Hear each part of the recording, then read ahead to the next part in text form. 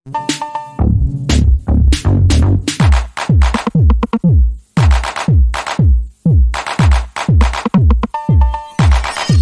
Students, कैसे हैं आप सभी। आपका स्वागत है मेरे यूट्यूब चैनल पर जिसका नाम है माय ट्यूशन सेंटर। स्टूडेंट्स, आज हम शुरुआत करने वाले हैं जनरल एंट्रीज की, जो कि कॉमर्स के स्टूडेंट्स के लिए काफ़ी अच्छा टॉपिक है।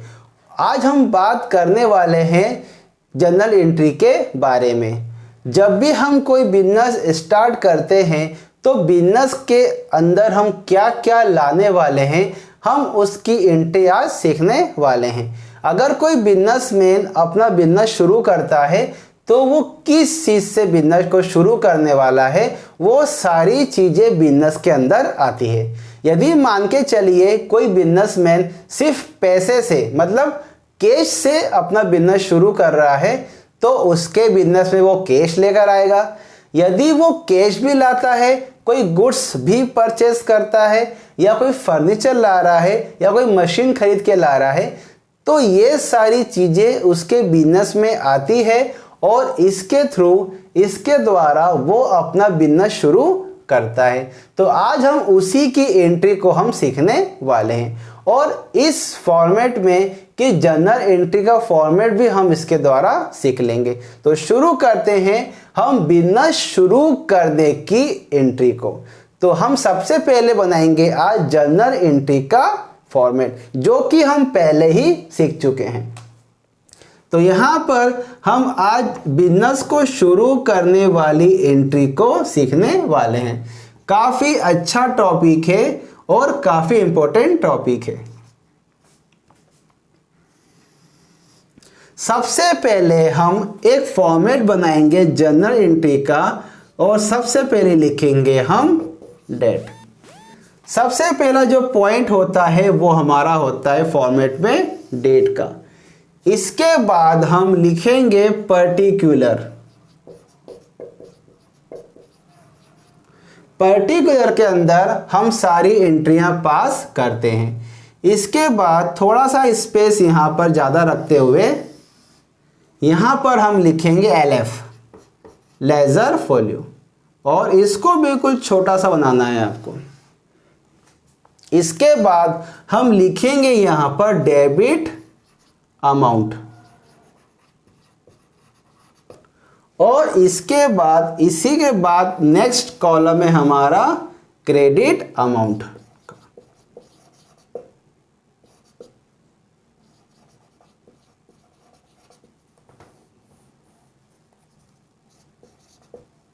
और इसे यहां से क्लोज कर देंगे।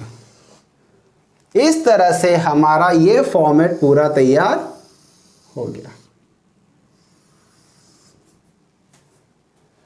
अब यहां पर एक बिजनेसमैन, मान के चलिए हम एग्जांपल ले रहे हैं कि एक बिजनेसमैन है X या राम। हम राम को लेकर चलते हैं। आज हम राम एक बिजनेसमैन है। राम ने क्या किया है, बिजनेस को शुरू किया है और बिजनेस में पैसा उसने लगाया।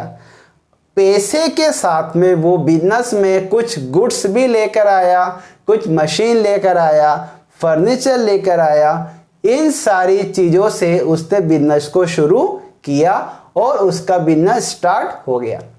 अब ये सारी चीज़ें जिनका हम टोटल करने वाले हैं, जो कि बिजनेस में आई है, और ये सारा बिजनेस इन्वेस्टमेंट जो हुआ है, ये उसका टोटल इन्वेस्टमेंट कैपिटल कहलाता है, जो कि हम पहले ही पढ़ चुके हैं। तो यहाँ पर हम शुरू करते हैं एंट्री बिजनेस को शुरू करने की, कि बिजनेसमैन किस तरह से अपना इन्वेस्टमेंट करता है। अब यहाँ पर हम बिल डेट जनरेट करेंगे कि हमने 1 तारीख को बिजनेस में क्या क्या लेकर आए। राम ने क्या किया, अपने बिजनेस को शुरू करने के लिए कुछ कैश लगाया। अब बिजनेस में कैश आया है, बात ध्यान रखिएगा, बिजनेस में कैश आया है, तो यहाँ पर बिजनेस में जो भी चीज़ें आती है हम उसे लिखते हैं डेबिट साइड में। ये नियम हम पहले ही पढ़ चुके हैं स्टूडेंट्स, कि जो भी बिजनेस में आता है, चाहे वो कैश हो, मशीन हो, फर्नीचर हो या कुछ भी, वॉटेवर जो भी बिजनेस में आता है, हम उसे डेबिट साइड में लिखते हैं। अब राम ने क्या किया है, बिजनेस में कैश लेकर आया, तो यहां पर कैश डेबिट साइड में लिख दिया उसने। अब कैश के अलावा राम ने कुछ गुड्स भी लेकर आया। अब बिजनेस में गुड्स भी आ गया।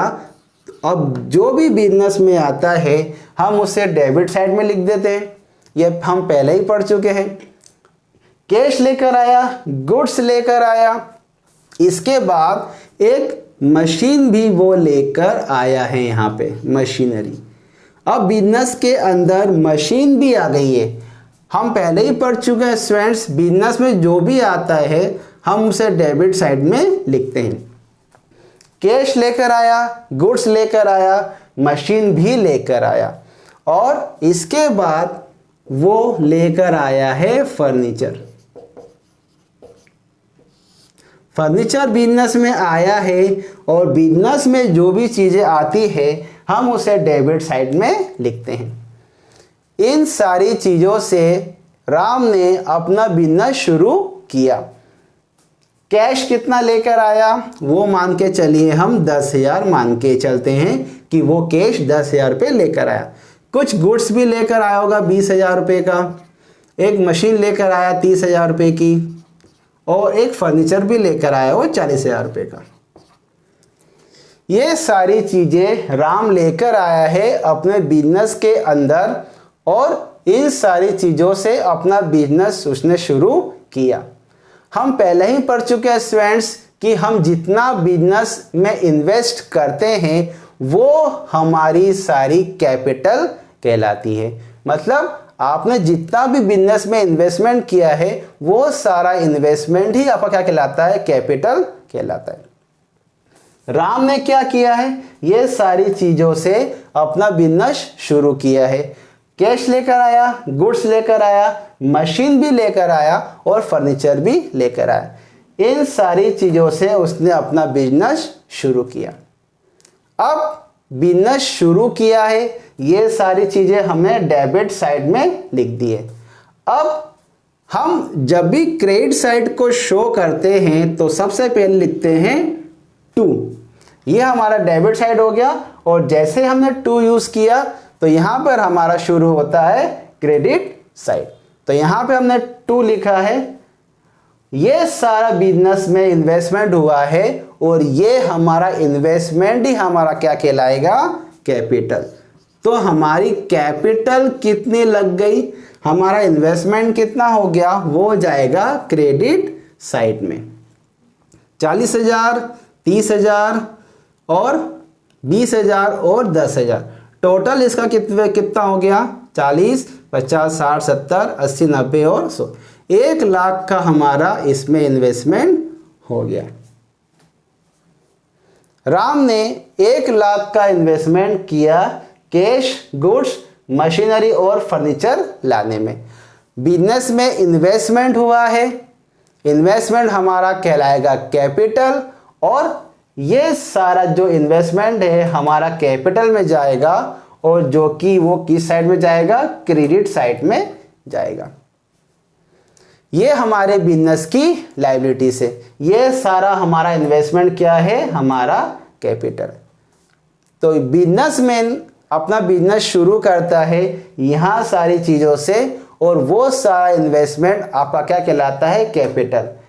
कितना इन्वेस्टमेंट हुआ है हमारा, 1 लाख का, और 1 लाख की हमारी कैपिटल है। तो डेबिट साइड का अमाउंट और क्रेडिट साइड का अमाउंट बराबर होना चाहिए।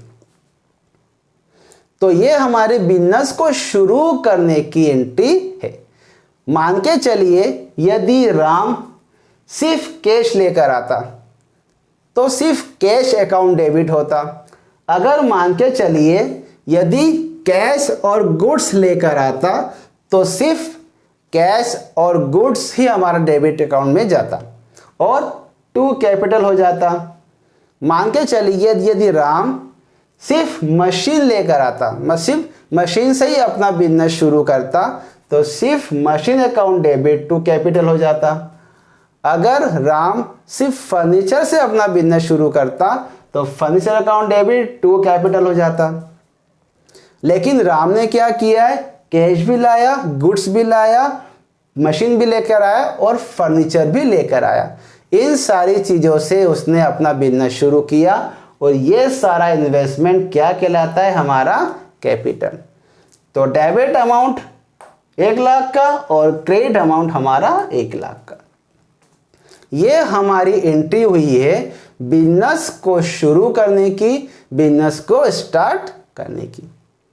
अब हमें कैसे मालूम पड़ेगा कि ये एंट्री किस चीज़ के लिए है, तो यहाँ पर हम लिखेंगे एक नरेशन इस एंट्री के बारे में कि ये एंट्री किस चीज़ के बारे में। तो यहाँ पर जब हमारी एंट्री कंप्लीट हो जाती है तो यहाँ पर हम लिखेंगे एक narration, being business start with cash, goods, machinery and furniture. ये हमारी नरेशन कंप्लीट हो गई। इससे ये डिसाइड हो जाएगा कि ये एंट्री आखिरकार किस चीज़ के बारे में है और ये हमारी जो एंट्री है वो यहाँ से क्लोज हो जाएगी। तो यहाँ पर हमने आज बिजनेस को शुरू करने की एंट्री सीखी है। इसी तरह से यदि कोई एंट्री आपकी एग्जाम में आता है कि राम ने बिजनेस शुरू किया या श्याम ने बिजनेस शुरू किया, तो किस चीज़ से किया है, उसने बिजनेस में क्या क्या लेकर आया है, तो आपको सब डेबिट में लिखना है और इन्वेस्टमेंट हुआ है तो हमारा कैपिटल जाएगा क्रेडिट साइड में। तो ये हमारी एंट्री हुई है आज बिजनेस को शुरू करने की। बिजनेस शुरू किया है, कैश, गुड्स, मशीनरी और फर्नीचर, ये सारी चीज़ें बिजनेस में आई है और बिजनेस के अंदर आने वाली सारी चीज़ें डेबिट साइड में होती है और जो हमारा इन्वेस्टमेंट है वो हमारा कहलाएगा कैपिटल। डेबिट अमाउंट डेबिट में जाएगा, क्रेडिट अमाउंट हमारा क्रेडिट में जाएगा।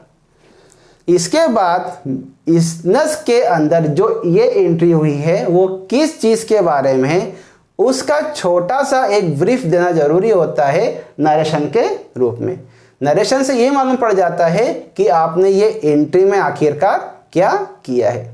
तो ये हमारा था आज का टॉपिक जिसमें हमने ये समझा है कि बिजनेस को शुरू करने की जो एंट्री, जनरल एंट्री होती है वो किस तरह से होती है। तो इस वीडियो में तय स्टूडेंट्स, यदि आपको मेरा वीडियो अच्छा लग रहा है तो प्लीज़ मेरे वीडियो को लाइक कीजिए, मेरे वीडियो को शेयर कीजिए और मेरे चैनल को सब्सक्राइब कीजिए। आई होप आपको सारे वीडियो अच्छे लगे होंगे। इसके पहले भी हम काफ़ी अच्छे टॉपिक क्लियर कर चुके हैं, काफ़ी अच्छे टॉपिक पर हम डिस्कस कर चुके हैं और आने वाले जितने भी टॉपिक होंगे आपके लिए काफ़ी यूज़फुल होंगे। तो इस वीडियो में तय स्टूडेंट्स, आई होप आपको अच्छा लगा होगा। Thank you.